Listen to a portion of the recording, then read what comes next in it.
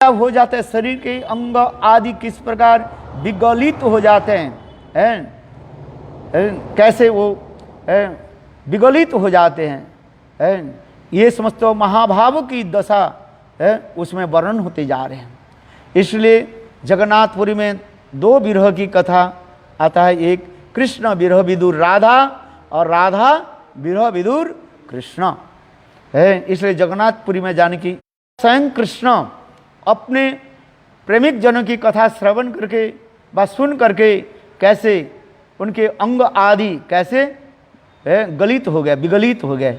जिस प्रकार सूर्य के कठोर ताप से बर्फ जैसे गल करके जल में परिणत हो जाते हैं, उसी प्रकार गोपियों की प्रेम विरह में स्वयं जगन्नाथ बलदेव सुभद्रा की शरीर कैसे हो गया, विगलित हो गया है।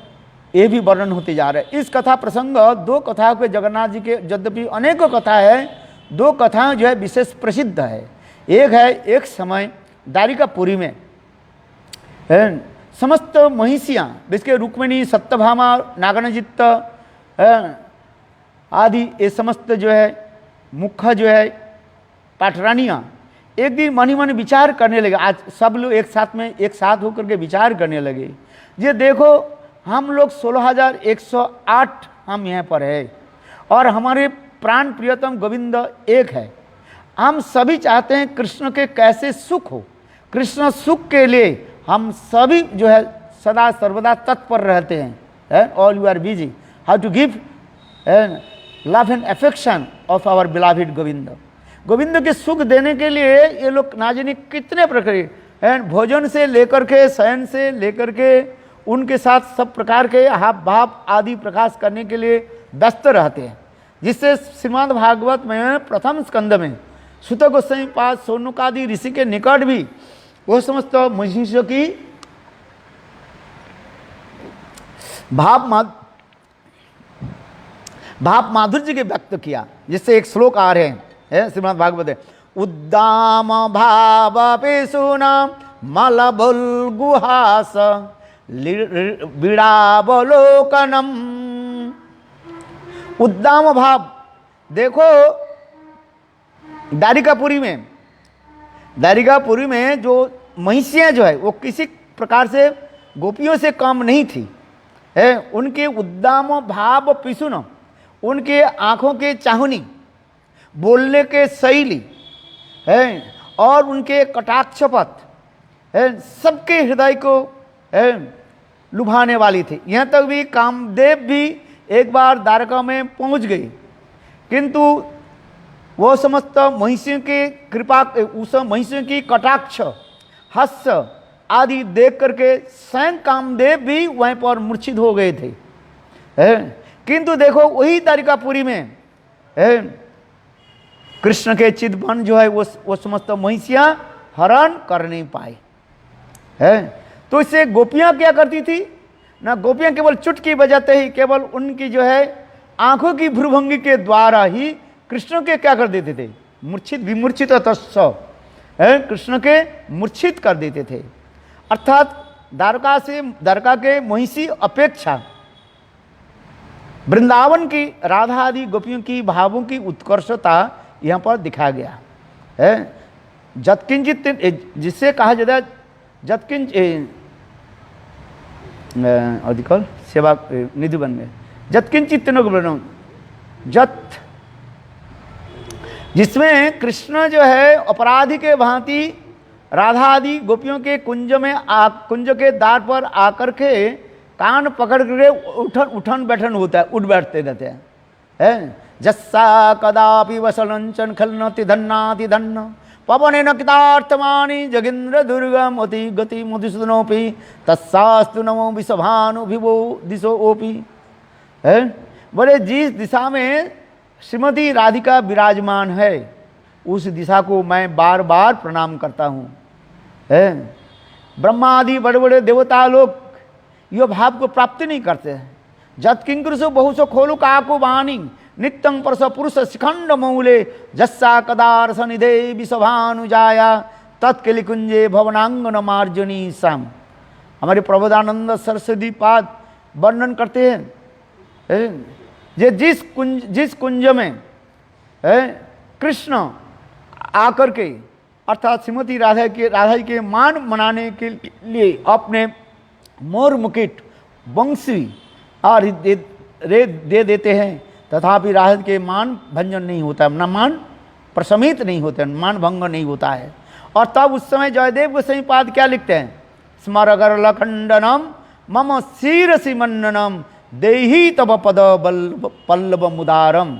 ऐसे प्रेम माधुर्य वहाँ पर वर्णन होता रहता है। इसलिए कहता है जत किंकृषु बहुसो खोलु काकु वाणी नित्यं परस पुरुष शिखंड मूले जस्सा कदार सनिदे विषभानु जाया तत्केली कुंजे भवनांगन मार्जनी श्याम। उस कुंज के झाड़ू के एक सलाका होकर के मेरा जन्म हो जाए, मेरा जन्म सार्थक हो जाए।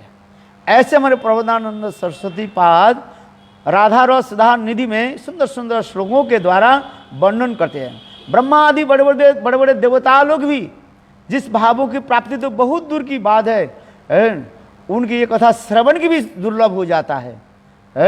भाव प्राप्ति तो बहुत दूर की बात है, ऐसे प्रेम माधुर्य जी कथा श्रवण भी बहुत दुर्लभ हो जाता है। देखो हम इसलिए कह रहे हैं, ये समस्त महिषियाँ द्वारकापुरी में सब एकत्रित होकर के विचार करने लगे, जो हम लोग 16,108 है और हमारे प्राण कांत गोविंद एक है। हम सर्वतो रूप में कृष्ण को जय प्रसन्न करने के लिए चाहते हैं, किंतु हम लोग प्रसन्न कर नहीं पाते। ये कारण क्या है?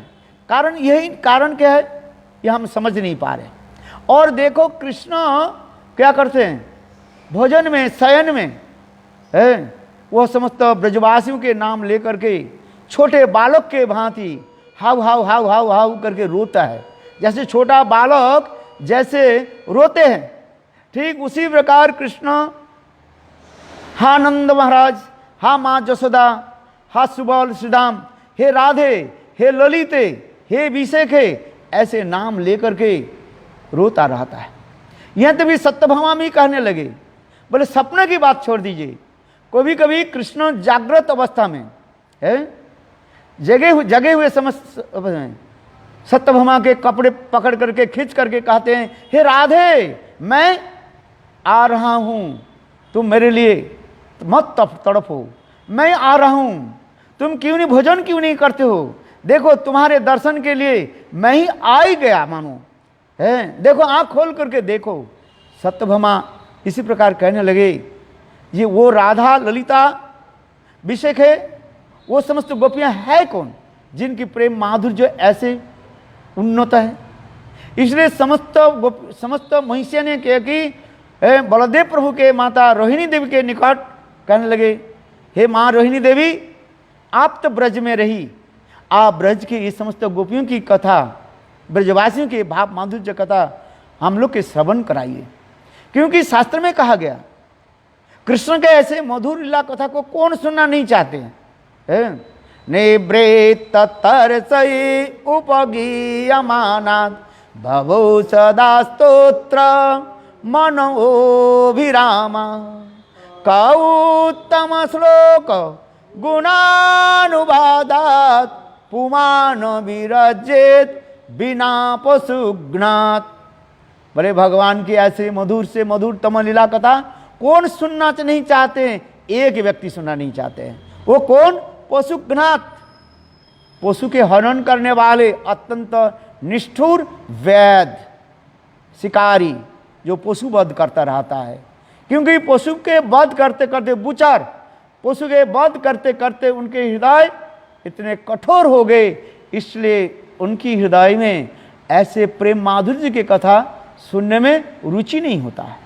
अपराधी है, प्राणी हत्या करते हैं ना, प्राणी हत्या करते करते उनके हृदय इतने कठोर बन जाता है, ऐसे प्रेममयी कथा को सुनना नहीं चाहते हैं। और सुनने के लिए बैठे तो नींद आ जाता है, जिसे मैंने कहा लय कहा जाता है। गायत्री मंत्र जप करते हैं, ओम भूर भुव भू करके बस भूमि में सो जाते हैं। कहाँ हो पाते हैं? इसलिए कहते नहीं, भगवान की अमृतमयी कथा जो है एकमात्र पशु हननकारी विचार छोड़ करके, यहां तक भी संसार के अनित्य जान करके, सुख दुख के अनुभव करके, इस संसार को त्याग दे करके, है सन्यास आदि लेकर के जो अद्वैत मार्ग में चले जाते हैं, वह अद्वैत मार्ग में जाने वाले भी व्यक्ति भी यदि कृष्ण कथा श्रवण करे, वो ब्रह्म ध्यान के छोड़ देते हैं। अद्वैत बीथि पथिकै रूपासा सानंद सिंहा सनलब्ध दीक्षा केनापि सठेन वयं हठेन दासी कृता गोपबोधु बिटेन। जयदेव एक गीत क्या बोले, हमारे बिल्वमंगल ठाकुर इस श्लोक के वर्णन करते हैं। अद्वैत विधि अद्वैत मार्ग में चलने वाला था, किंतु देखो ब्रज में राधा गोविंद के ऐसे मधुर लीला सुन करके अद्वैतवादी के छोड़ करके, यानी ब्रह्म ध्यान के छोड़ करके, बस मैंने क्या कि ना गोपवधु बिटे न, गोपवधु यानी श्रीमती राधे के परिचारिके के रूप में मैं हो गया। केनापि सठे न वयं हटे न, गोपवधु बिटे न कह रहे इस श्लोक में, कह रहे कितना सुंदर है माधुर्य। अर्थात राधा गोविंद की ऐसे प्रेम माधुर्य कथा सुन करके अद्वैतवादी के भी व्यक्ति भी है ब्रह्म ज्ञान के छोड़ देते हैं। इसे कहते हैं निवृत्त तरसी उपज्ञमानात भभु सदा स्तोत्र मनोभिरामात। और जो व्यक्ति संसार में दुख भोग कर रहे हैं, कष्ट भोग रहे हैं, आध्यात्मिक आदि दैविक आदि भौतिक, ये त्रिताप ज्वाला में झुलस रहे हैं। ऐसे गरम तेल में जैसे हम पकोड़ा जैसे छानते हैं, ठीक उसी प्रकार त्रिताप ज्वाला में झुलसने वाले व्यक्ति भी यदि गोविंद के कथा श्रवण करे, अहो गोविंद की स्नेह, गोविंद की ममता, गोविंद के प्रेम समुद्र की छींटे फोटा लग जाने पर वो त्रिताप ज्वाला अपने आप दूर हो जाता है। जैसे शरीर में तेल, गरम तेल लग जाए, आप थोड़ी सी क्या लगा देना, याद रखना है, थोड़ी सी आप देखो कोलगेट लगा देना। यहाँ पर घर में कोलगेट है ना, जो दांत के मंजन जो है साथियाँ लगा देना, देखो कभी वो ये नहीं होगा, फपला नहीं पड़ेगा। और इसके बाद जो है ठंडी तेल लगा देना, नारियल तेल लगा देना, देखो साथ ही साथ आपके उपचार हो जाएगा, ठीक हो जाएगा। मेरे कहने की उसी तात्पर्य क्या है ना, गोविंद की कथा ऐसे प्रेम माधुर्य कथा श्रवण करना कौन नहीं चाहते हैं। संसार में आध्यात्मिक आदि दैविक आदि भौतिक त्रिताप ज्वाला में झुलसने वाले व्यक्ति भी यदि गोविंद के अमृतमय कथा को श्रवण करे, वो सब कुछ भूल जाते हैं। इसलिए निवृत्त तरसी उपज्ञमानात भवुसद स्तोत्र मनोभिराम। और चित्त के इतने आनंद देते हैं, हो सके कृष्ण के कथा सुन करके आपके रोना आएगा, आंखों से आंसू आएगा, किंतु आने पर भी अंतर हृदय में क्या होगा, आनंद होगा। ऊपर से आपके दुख होता है, किंतु अंतर हृदय में क्या होता है, प्रबल जो है आनंद होता है। जत देखो वैष्णवेर व्यवहार दुख ताहाते जानियो तुम्हें परम आनंद। वैष्णव जो शुद्ध उन्नत कोटि के वैष्णव, ऊपर से उसको दुख दिखाई पड़ता रहता है, किंतु अंतर हृदय में आनंद की प्रेम लहरियां चलती रहती हैं, जिसके व्यक्त करना संभव नहीं है। इसलिए रुक्मिणी सत्यभामा आदि सभी लोग ने किया कि ना माँ रोहिणी देवी के निकट ब्रज की कथा कीर्तन करने के लिए अनुरोध किया। उस समय माँ रोहिणी देवी कहने लगी, देखो ब्रज की कथा जो ब्रज कहानी जो है ये अतीव जो है गुड़ कथा है। एक तो लक्ष्मी देवी समझ नहीं पाई है, और तुम लोग कहाँ समझ पाओगे कि तथापि देखो तुम लोग के इच्छा से आकांक्षा भाव उत्कंठा होने के नाते मैं ब्रज की कथा आप लोग को मैं श्रवण कराती हूँ। वो सुधार्मा सभा में माँ रोहिणी देवी बैठी और चारी तरफ 16,108 पाटरानियाँ रुक्मिणी सत्यभामा आदि सब माँ रोहिणी देवी के चारी तरफ घेर करके बैठ गए। और उस समय माँ रोहिणी देवी कहने, देखो जहाँ पर कृष्ण कथा होती है ना, कृष्ण वहीं पर साक्षात रूप में विराजमान हो जाते हैं। एक बार नारद ऋषि भगवान के पूछा, प्रभु आप सच सच बताइए आप कहाँ रहते हो, झूठ मूठ मत बताइए, आप वास्तव ठीक ठीक बता दीजिए। तो भगवान ने क्या कहा, नाहं वसामि वैकुंठे न च जगिन हृदय च मदभक्त जत्र गायन्ते तत्र तिष्ठामि नारद, नाहं बसामि वैकुंठे। हे नारद ऋषि, मैं सदा सर्वदा, मैं जो मेरे प्रिय स्थान वैकुंठ भी नहीं रहते।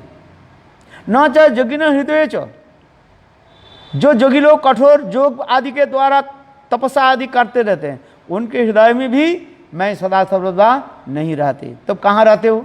मद भक्त जत्र गायंती, मेरे भक्त मेरे कथा जहाँ पर कीर्तन करते हैं, मैं साक्षात रूप में वहीं पर प्रकट हो जाता हूँ।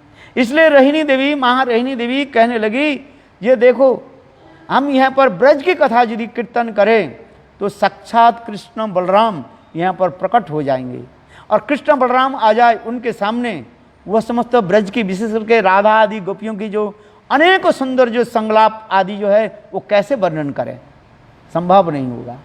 इसलिए एक काम करो, तुम लोग में कोई एक व्यक्ति दरवाजा में खड़े हो जाओ, द्वारपाल के रूप में है। तो उस समय कौन दरवाजा में खड़े होंगे?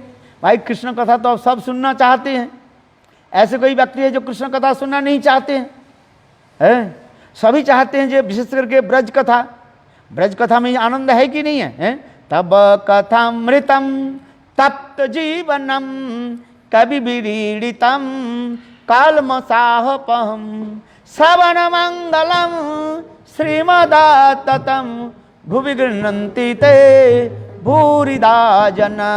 तब कथामृतम तप्त जीवनम कवि विरीडितम कलमसाहपहम श्रवण मंगलम श्रीमदाततम भुवि गृह्णन्ति ते भूरिदा जना।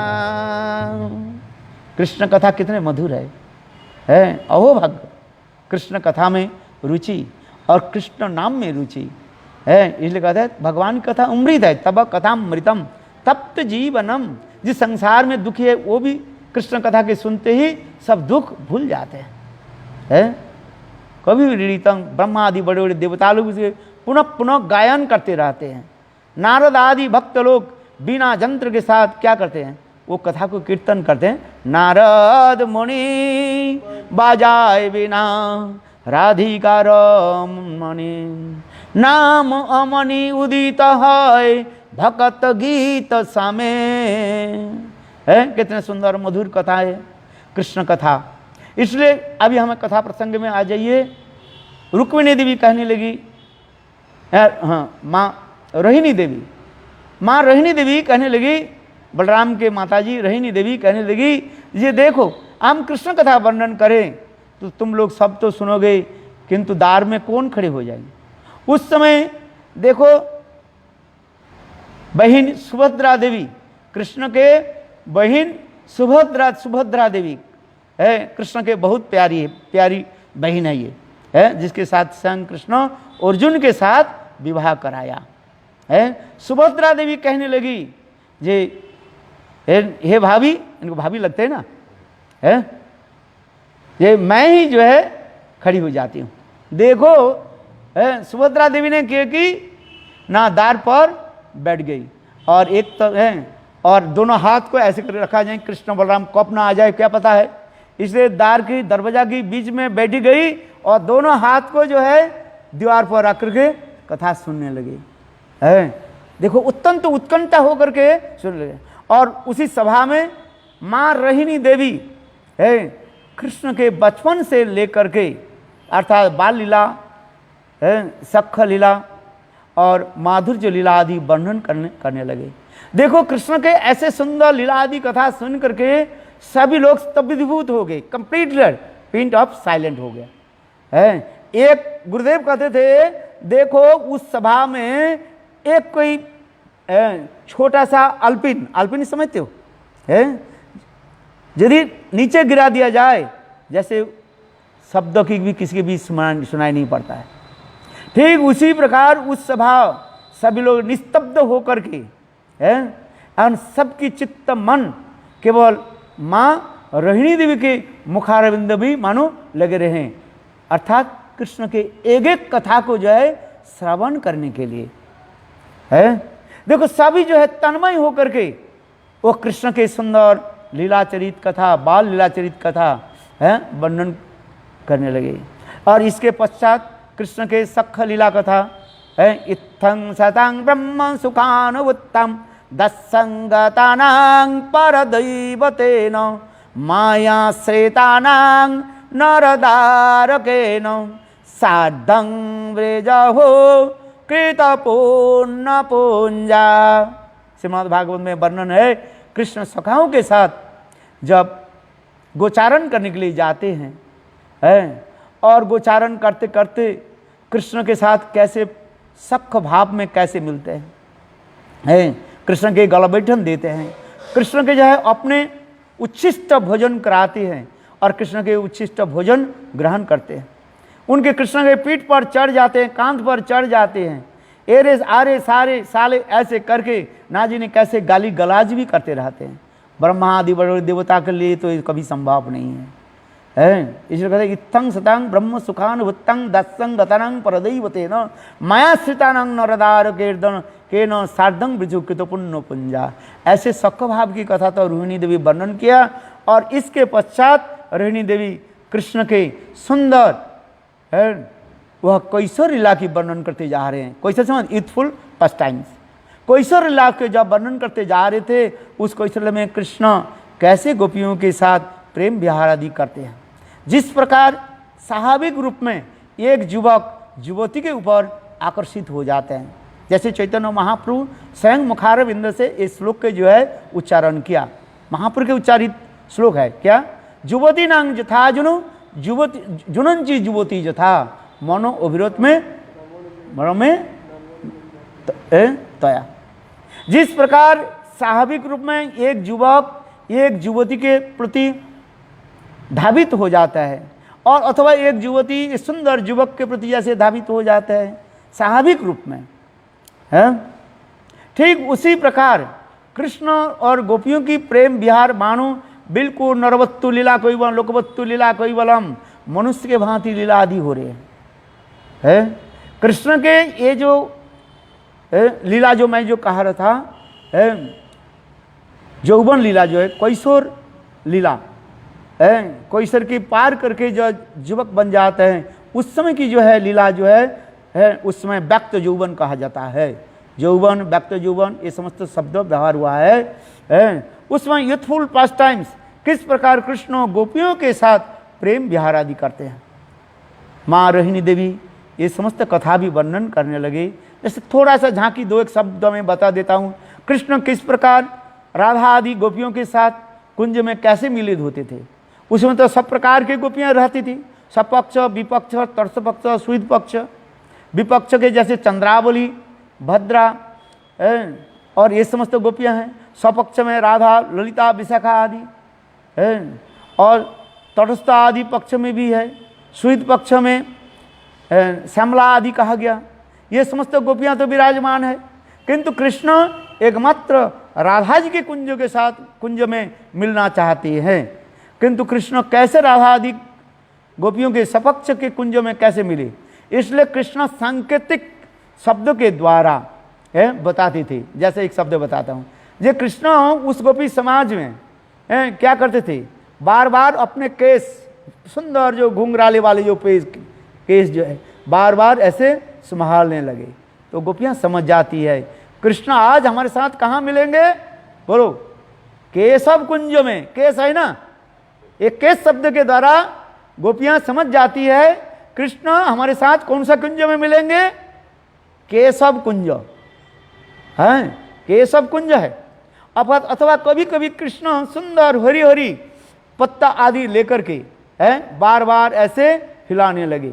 तो गोपियाँ समझ जाती है इस सांकेतिक चिन्ह के द्वारा आज कृष्ण हमारे साथ कौन सा कुंज में मिलेंगे, बताओ। हरित कुंज में आप जाओगे ना, बांकी बिहारी दर्शन करने के लिए जाओ, देखो बांकी बिहारी दर्शन करने के लिए ठीक आगे सामने है, थोड़ी आगे जो है वहाँ पर एक स्थान है जिसे कहता है हरित कुंज लिखा है। पढ़ना कभी, वहाँ पर बड़े बड़े अक्षर में लिखा है हरित कुंज लिखा है। अर्थात आज कृष्ण हमारे साथ कहाँ मिलेंगे, हरित कुंज में मिलेंगे। ये समस्त लीला वस्तु जय सुंदर रूप में वर्णन है। है। कभी कभी समय विशेष में मैं इसको बताता रहता हूँ। कृष्ण को भी राधा जी के किसी समय ऐसे भी सांकेतिक चिन्ह के द्वारा बता दिया, ये गोविंद राधे तुम्हारे साथ आज रात्रि में हरित कुंज में मैं मिलूंगा।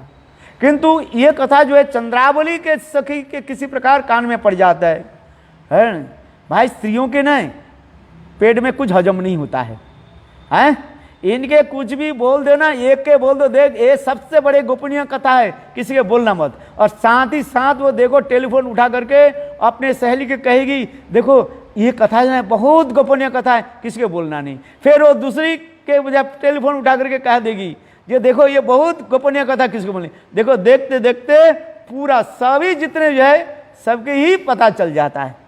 तो मेरी कहने की तात्पर्य, यद्यपि कृष्ण सांकेतिक चिन्ह के द्वारा राधा आदि गोपियों के तो कहा दिया जो आज तुम लोग के साथ कौन सा कुंज में मिलेंगे, हरित कुंज में मिलेंगे, है। किंतु किसी न किसी प्रकार से चंद्रावली के सखी है पद्मा के जो है गंध लग गया। ये आज कृष्ण रात्रि काल में राधा जी के कुंज में मिलित होंगे, इसलिए वह समय चंद्रावली के सखी पद्मा ने क्या करती हैं, कृष्ण के रास्ते में आकर के बिल्कुल सो जाती हैं। और कृष्ण भाव में आविष्ट होकर राधा जी के चिंतन करते करते चलने लगे। अकस्मात कृष्ण के पैर जो है चंद्रावली वो पद्मा के शरीर में लग गए। और लगने के साथ ही कृष्ण कहने लगे, तुम कौन हो, क्यों सोए हो। उस समय पद्मा कहने लगी, मैं चंद्रावली की सखी पद्मावती हूँ, मैं आपके पास आई। हे गोविंद, हे कृष्ण, हे दीनवत्सल, आप हमारी सखी चंद्रावली के कुंज में आप 2 मिनट के लिए मिल करके जाइए। हमारी सखी चंद्रावली आपके विरह में तड़प रही है, उनके दशमी अवस्था में पहुंच गए, मृत्यु होने वाला, प्राण निकलने वाले हैं। हे गोविंद, हे कृष्ण, हे दया निधान, आप कृपा करके पधारिए, 2 सेकंड के लिए आ जाइए। केवल आपके अमृत दर्शन है, डू अंडरस्टैंड, आपके अमृत दर्शन से चंद्रावली के जो है वो बीमार ठीक हो जाएंगे, है। इसलिए आप 2 सेकंड अपने अमृत रूपी दर्शन देकर के आप जाइए। जब बार बार पद्मा इसी प्रकार मिनती करने लगे, प्रार्थना करने लगे, उनके देख करके कृष्ण के हृदय द्रवीभूत हो गया। कृष्ण ने क्या कि चंद्रावली के कुंज में गए, और जब जाते हैं तो वहाँ पर निकालना संभव नहीं है। जिस प्रकार चूहा, चूहा माने माउस, चूहा यदि एक बार जाल में पड़ जाए उसके बाहर होना मुश्किल हो जाता है। चूहा पकड़ने वाले जानते हो, चूहा पकड़ने के लिए एक प्रकार यंत्र व्यवहार किया जाता है, उसमें थोड़ा सा कुछ आहार भोजन दिया जाता है और उसका रास्ता छोटा सा होता है, और उसमें जब घुस जाते हैं वो अपने आप दरवाजा बंद हो जाता है। ठीक उसी प्रकार मानो कृष्ण चंद्रावली के कुंज में जब गए और उन्हें से कैसे बाहर आएंगे। चंद्रावली अनेक प्रकार सुंदर सुंदर बातों के द्वारा कृष्ण के जो है मन को लुभा लिया, और कृष्ण वहीं पर रात बिताने लगी। इधर श्रीमती राधिका कृष्ण की जो इंगित पा करके वो हरित कुंज में कृष्ण के लिए सुंदर कुंज सजा रही थी। आज मानो श्रीमती राधिका अपने हाथ से वो कुंज के जो है फूलों के द्वारा सजा रही हैं, अपने अपने भावों के द्वारा सुंदर करके एक एक लता पता आदि दे करके कुंज के इस प्रकार सजा रहे हैं, ना जानी अपने भाव की अभिव्यक्ति हो रहा है। कृष्ण के साथ मिलन, एक लता के साथ दूसरी लता बांध देते हैं, एक पता के ऊपर दूसरे पता चढ़ा देते हैं, पता लता आदि के द्वारा अनेक प्रकार जो है नक्शा आदि बना देते हैं। कुंज के इतने सुंदर अगुरु, चंदन, कुमकुम आदि ये सब सुगंध आदि के द्वारा क्या करते हैं, कुंज के जो है सुंदर रूपे सजाती है। जैसे हम कीर्तन करें, सखी तोरा कुंज सजाओ गो, सखी कुंज साग सजाओ गो, आसी लो आसीते पारे, अमर प्राण प्रियतम सखी कुंज सजाओ गो। हे सखी तुम लोग कुंज के सजाओ, हमारे प्राण प्रियतम गोविंद यहाँ पर आएंगे। स्वयं राधा जी भी अपने सखी के साथ कुंज आदि सजाने लगे, और देखो कुंज सजाते सजाते रात गंभीर हो गया, समय अतिबाहित होते जा रहे हैं। देख करके राधा जी के मन में बहुत दुख हुआ है, ये आज कृष्ण क्यों नहीं आए, अनेक प्रकार दुख भी होने लगी। विचार कर ले, कहीं कृष्ण अस्वस्थ ना हो गए, शरीर ना उनके खराब हो गया है, कहीं मूर्छित न हो गए, ये भी है, अनिष्ट आशंका चिंता आदि करने लगे है। इसके राधा जी के इसी प्रकार दशा देख करके स्वयं ललिता देवी रति मंजरी के कहने, रति मंजरी तुम जाओ, कृष्ण कहाँ पर कौन से कुंज में है उसके खोज करके ले आओ। देखो रति मंजरी उधार उधार घूमते घूमते कहीं कृष्ण के नहीं मिला। अंत में चंद्रावली सखी स्थली में चंद्रावली के कुंज के आसपास आते ही कृष्ण के अंग के सुगंध आने लगे। कृष्ण के अंग के सुगंध प्राप्त करके रतिमंदी विचार करने लगे, आज गोविंद अति अवश्य ही चंद्रावली के कुंज में विराजमान है, किंतु वैसे कैसे निकाला जाए। जैसे मैंने कहा था, चूहे यदि एक बार जंत्र में जाल में यदि फंस जाए वहीं पर बाहर आना तो मुश्किल हो जाता है। इसलिए कृष्ण के चंद्रावली के चंगुल से है, डू अंडरस्टैंड, चंद्रावली के चंगुल से कैसे निकाला जाए ऐसे विचार कर रहे हैं। उस समय रतिमंजरी बहुत चतुरी है। रतिमंजरी इतना ही कहने लगे, हे कृष्ण, हे गोविंद, हे विपद आर्तिजन, देखो आज ब्रज में एक बड़ा असुर आकर के है ब्रजवासी को जो है दुख दे रहे, कष्ट दे रहे, सब ब्रजवासी जन हाहाकार मचा रहे हैं। हे कृष्ण, आप कहीं भी हो, आप आकर के ब्रजवासी की जन के जो है आप रक्षा करें। जब इस सुंदर सर से आर्तनाद से रतिमंजरी इसको कहने लगे, कृष्ण के कान में ये सुनाई पड़ा। कृष्ण समझ गए यही ब्रज में असुर शब्द क्या है। ब्रज में असुर कहने से माने कृष्ण विरह में, कृष्ण विरह रूपी असुर राधा जी को सता रही है, यही समझ में आ गया। तो कृष्ण विचार करने लगे, चंद्रावली से कुंज से कैसे बाहर आ जाऊं है। इसलिए कृष्ण चंद्रावली के कहने लगे, चंद्रे सुनो, मेरे माँ जसोदा आज कुछ वस्तु सामान लाने के लिए मुझे बोला था, वो मैं लाने के लिए भूल गया है। जरूर मेरे माँ जो है मेरे लिए अपेक्षा कर रही है, इसलिए वो वस्तु मैं माँ के दे करके मैं आता हूँ है। मैं तुमको वचन देता हूँ मैं जरूर आ जाऊँगा, किंतु देखो यदि किसी कारण से आने में देर हो जाए तुम बिथा शोक मत करना, मैं आ जाऊँगा। इसी किसी प्रकार से कृष्ण चंद्रावली के सांत्वना दे करके कुंज के बाहर आ गए। कुंज के बाहर आने के साथ ही साथ रतिमंजरी की जैसे पुलिस जैसे चोर के जैसे झपट करके पकड़ लेता है उसके पीछे के देश हैं। जैसे कुछ क्रिमिनल व्यक्ति होता ना, पुलिस के गंध लग जाता है ये क्रिमिनल व्यक्ति इस कमरा में है, तो पुलिस क्या करते हैं सीआईडी के रूप में आकर के फिर उसको ही क्या करते हैं, झपट करके उसको गर्दन को जैसे पकड़ लेता है। उसी प्रकार रतिमंजरी मानो कृष्ण के जो है पकड़ लिया, हाथ पकड़ लिया और पकड़ करके कहने लगे, धूर्त कपट है, तुमने हमारी राधा जी की इतने दुख दिया, चलो तुम्हारी कोर्ट में जाकर के तुम्हारी विचार होगा, सजा होगा है, 10 साल के तुम्हारी जेल हो जाएगा, चलो तुम क्रिमिनल है। इसी प्रकार अनेक प्रकार प्रेम सूचक गाली गलौज करते हुए है। और रतिमंजरी ने क्या कि कृष्ण के जो है राधा जी के कुंज के समीप लेकर के पधारे। और देखो राधा जी इतने समय तक कृष्ण दर्शन के लिए उत्कंठित हो रही थी, किंतु दूर से कृष्ण का आते देखते ही राधा जी क्या हो गया, मान हो गया है, आदित्य की मान। और राधा जी साथ ही साथ रोते हुए उस कुंज के दरवाजा को बंद कर दिया। बोले ऐसे छल कपट के साथ हमारी कोई संबंध नहीं, असित न सकई, वो अंतर काला और बाहर काला, वो अंदर भी काला है और बाहर भी काला है, असित न सकई है, वो काले के साथ हमारी कोई संबंध नहीं है। राधा जी इतने मानवती हुई, राधा जी कहने लगी, हे सखियों तुम लोग सब हमारे कुंज से बाहर चले जाओ, तुम लोग के जो बाल जो है, केस जो है ये काले है, इसके सब क्या करो, कपड़ा बांध करके रखो है। देखो तमाल वृक्ष है, वृंदावन जी में तमाल वृक्ष है, वो तमाल वृक्ष काले है, सब तमाल वृक्ष के क्या करो, चुना लगाओ, सफेदी बनाओ है। तुम्हारे भ्रू में चंदन लगाओ, ये भी काले दिखाई पड़ रहे हैं।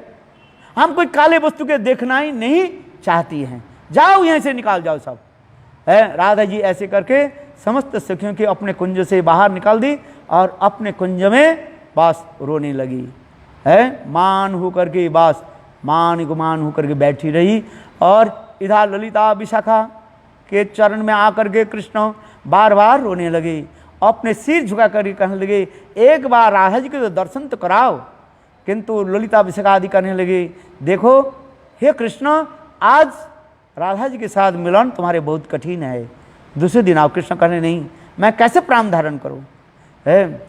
इसके बाद जो है ललिता देवी फिर आई, आकर के राधा जी के निकट कहने लगी देखो कृष्ण एक बार दर्शन दे दो, वो सारे अपराध को है तुम्हारे निकट प्रार्थना करेंगे, अर्थात क्षमा प्रार्थना करेंगे है। एक व्यक्ति यदि मृत्यु दंड में दंडित हो, उसके भी राष्ट्रपति कभी कभी क्या देते हैं, उसके मुकुब कर देते हैं, माने उसको खारिज कर देते हैं, मृत्यु दंड के क्या कर देते हैं, खारिज कर देते हैं। मानो है राधा जी कृष्ण को जय तुम समस्त प्रकार अपराध को क्षमा कर दो। किंतु राधा जी कहते नहीं, काली के साथ हमारे किसी प्रकार संबंध नहीं है। राधा जी पुनः दरवाजा बंद करके आए, ललिता विशाखा विफल हो गए। कृष्ण ने क्या कि मंजरियों की चरण भी पड़े, रो करके रोने लगे, किंतु सभी हताश हो गया। क्यों? आज राधा जी की जो मान जो हुई, जिस मान के कहा जाता है दुर्जय मान, क्या मान बताया? दुर्जय मान, जिस मान को कोई जीत नहीं सकता ना, मान टूट नहीं सकता है। अंत में कृष्ण ने क्या कि निराश होकर के राधा जी के कुंज छोड़ करके बाहर चले गए। और जब कृष्ण बाहर चले गए हैं, तब श्रीमती राधिका दरवाजा खोल करके रोने लगी। ललिता विशाखा के हाथ पकड़ करके कहने लगे हे ललिते, मेरे प्राण गोविंद कहाँ है? उस प्राण गोविंद के बिना मैं तो रह नहीं सकती हूँ। ललिता विशाखा कहने लगी अरे राधे, मैंने तो आपको निकट कहा जो उनके सारे अपराध की क्षमा कर दो। प्रेम के तो यही है, अपराधी के क्षमा कर देना, इससे क्या है? Forgiveness is the great virtue, forgiveness the great virtue. तो यही तो कहा जाता है, क्षमा ही परम धर्म कहा जाता है। तुम तो क्षमा ही नहीं किया तो क्या करें? तो उस समय राधा जी क्या बोली जानते हो? हमारे बांग्ला कीर्तन में बोलते हैं, सुनो अच्छी तरफ से, सखी ना হয় আমি মান করেছিলাম, সখী আমি না হয় মান করেছিলাম, তোমারা তো আমার প্রাণের সখী, আমার হৃদয় কথা জানিস। श्रीमती राधा जी कह रहे हैं हे राधे, हे ललित विशाखे, तुम लोग तो हमारे हृदय की कथा जानते हो, सखी है ना, हमारे हृदय की कथा जानते, मेरे हृदय की कथा जानते हो। मैंने मान किया था ये बात सही है, किंतु ऐसे छीलो हरि तारे कैनो जते दिली। अरे हरि जो सबके हृदय, सबके दुख दूर करने वाले, हरेति दुखम इति हरि, जो सबके दुख दूर करने वाले हरि तो आए थे, है उनको जाने क्यों दिया? बोले क्या करें? अरे राधा जी का क्या करिए? ऐसे छीलो हरि तारे कैनो जते दिली, प्रहरी होइया रोहित कुंजेरो दारे। अरे कृष्ण के जाने क्यों दिया? बोले ललिता विशाखा कारी हैं तो क्या करूं? बोले क्या करें कृष्ण? बोले कृष्ण के मेरे दरवाजा में, कुंज के द्वार में क्या सिक्योरिटी गार्ड के रूप में ही रख देते। सिक्योरिटी गार्ड समझते हो, है चौकीदार के हो जैसे है, ऐसे तो रख देते। कभी नहीं कभी मेरा मान तो पसमित हो जाए, मान तो टूट जाएगा, तब गोविंद के साथ हमारे मिलन होता। इसलिए कहते हैं ऐसे छीला हरि तारे कैनो जते दिली, प्रहरी होइया रही तो कुंजरो दारे। ये समस्त मानभंजन की लीला अनेकों है। हमारी पदकर्ता विद्यापति चंडीदास आदि की, रसिक आचार्य की ये समस्त जो है सुंदर लीला कथा है, बहुत सुंदर समय संक्षेप है। देखो ये समस्त कथा रोहिणी देवी किसी न किसी प्रकार से भाव व्यंजक के रूप में, देखो ये समस्त महिषी की कथा सुनाया, जो किस प्रकार कृष्ण राधा आदि गोपियों की कुंज में प्रेम विहार आदि करते थे। उनकी भ्रू कटाक्ष से सर्वघात विमूर्छित है, जिनकी कटाक्ष आंखों की दृष्टिपात से स्वयं कृष्ण क्या हो जाते हैं, सर्वघात विमूर्छित स्वयं मूर्छा हो जाते थे। ये सब कथा को सुनाने लगे। देखो ये सब कथा जब कहने लगे ना, सब महिषी ना बिल्कुल आंख कान इस पार कर जाए, बिल्कुल ऐसे होकर के सुनने लगे। और माँ देवी सुभद्रा है वो भी सुनने लगे। किंतु देखो कृष्ण के ऐसे मधुर कथा सुन करके है कृष्ण स्वयं वहां पर कब प्रकट हुए हो गए किसी के पता तक नहीं लगा, किसी के तनिक भी गंध भी नहीं लगा।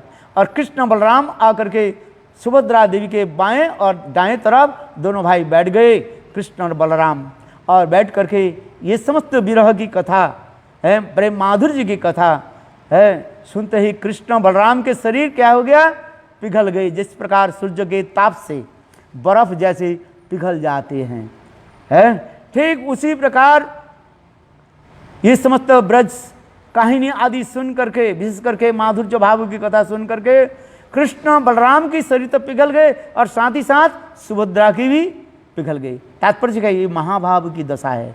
महाभाव दशा में ये समस्त वर्णन होता है, हमारे आचार्य पाद ने दिखा है। देखो आश्चर्य की बात है, उस समय कृष्ण भी आप अभी जो देखे जगन्नाथ मूर्ति से हाथ भी नहीं है, पैर भी नहीं है, मुख आदि ये भी ना जाने कैसे पिघल गए।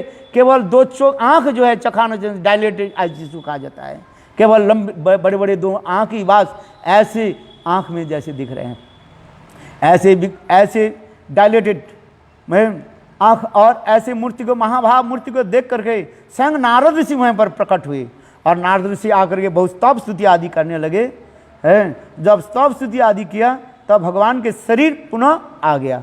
उस समय भगवान प्रसन्न हुए, भगवान कहने लगे नारद को वर मांगो। नारद जी कहने लगे प्रभु आपके जो ऐसे जो राधा आदि गोपियों के प्रेम में द्रवीभूत जो आपके शरीर जो है इस जगत में आप प्रकाश कीजिए।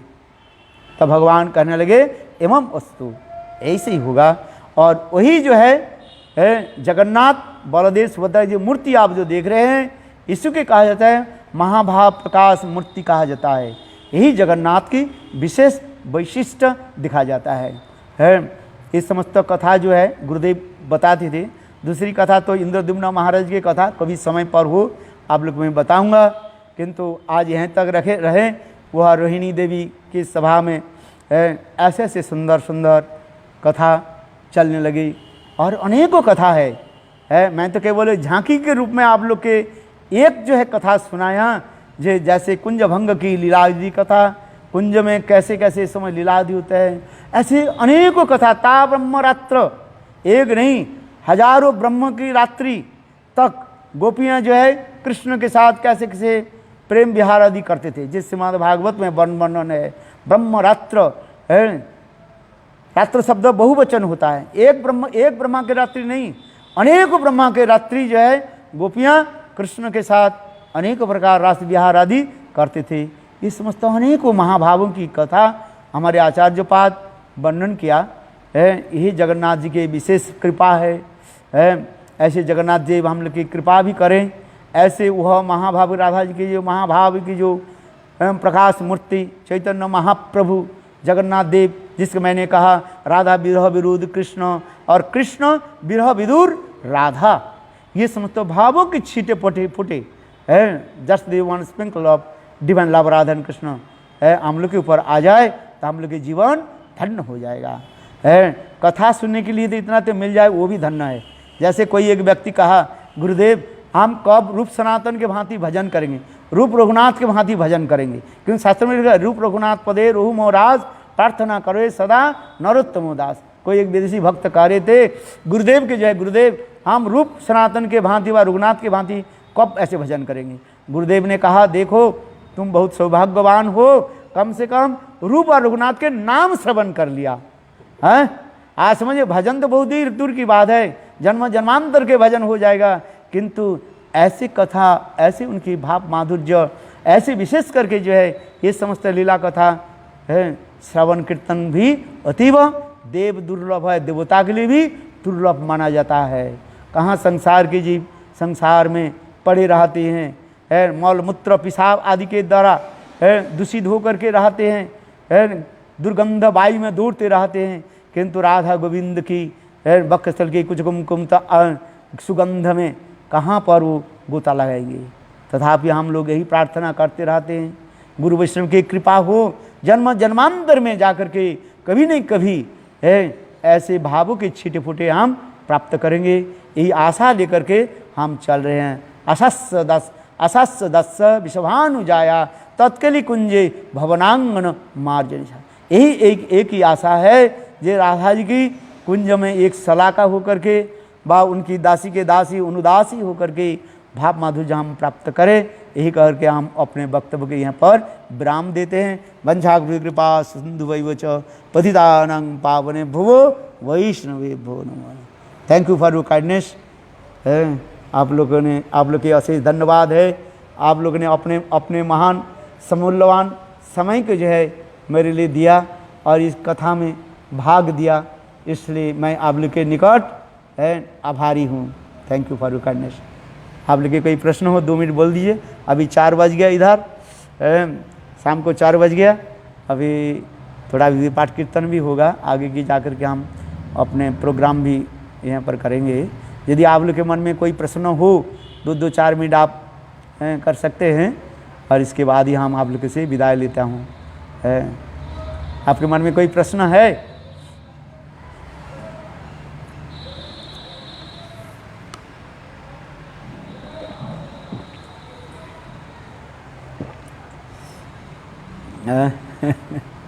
और प्रभु जी सब कुशल है? तो आप लोग कहाँ पर अभी है? ये क्या सेंटर में है? सेंटर में विराजमान है आज? नहीं, कहाँ? Excuse me again. अच्छा, उनके घर पर सब भक्त लोग आप एकत्रित हुए हैं, बहुत सुंदर है। इसी प्रकार जो है बीच बीच में आप लोग एकत्रित होकर के भगवान की मधुरमय लीला कथा, गुरुदेव की अपरागित लीला चरित कथा, ये सब जो है श्रवण कीर्तन हो, गुरुदेव के स्मरण। गुरुदेव के स्मरण शब्द के तात्पर्य है गुरुदेव क्या क्या कथा हमें सुनाते थे, ये सब कथा स्मरण होना अतीव जरूरी है। जैसे आप लोग के मैं निकट मैंने वर्णन किया, ये सब कथा कभी कभी गुरुदेव व्यक्त करते थे, श्रवण कराते थे। वही गुरुदेव की कथा आप लोग के निकट मैं परिवेशन करने के लिए केवल मात्र प्रयास किया। गुरुदेव की जो अपार चरित्र, अपार दान है, अवदान है। जैसे महाप्रभु के लिए कहा नमो महावदन्नाय कृष्ण प्रेम प्रदायते कृष्णाय कृष्ण चैतन्य नामने गौरत्ति से नमः। उसी प्रकार गुरुदेव की जय महावदन्नता, अनधिकार होने पर भी गुरुदेव कृपा करके सभियों की जय कैसे कृपा वर्षण आदि करते थे, उसी के हम स्मरण करें और गुरुदेव की निकट हम सभी चिर ऋणी होकर के रहें। Thank you. हरे कृष्ण। हरे कृष्ण। फिर विदाई लेते हैं, फिर अभी समय हो तो फिर आप लोग के साथ फिर समक्ष में आएंगे। अभी तक आपकी भी लॉकडाउन चल रहे शायद, अभी तक भी लॉकडाउन है आप लोग के उधर? नहीं, अच्छा, लॉकडाउन उठ गया। अच्छा, एक्सक्यूज मी, आप ऑस्ट्रेलिया से बाहर नहीं जा सकते? हाँ, अच्छा, ऑस्ट्रेलिया की दूसरी सिटी आप जा सकते कि नहीं है? जैसे ब्रिस्बेन हो और मोरलम्बा हो, पार्थ हो,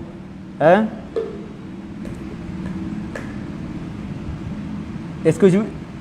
अच्छा,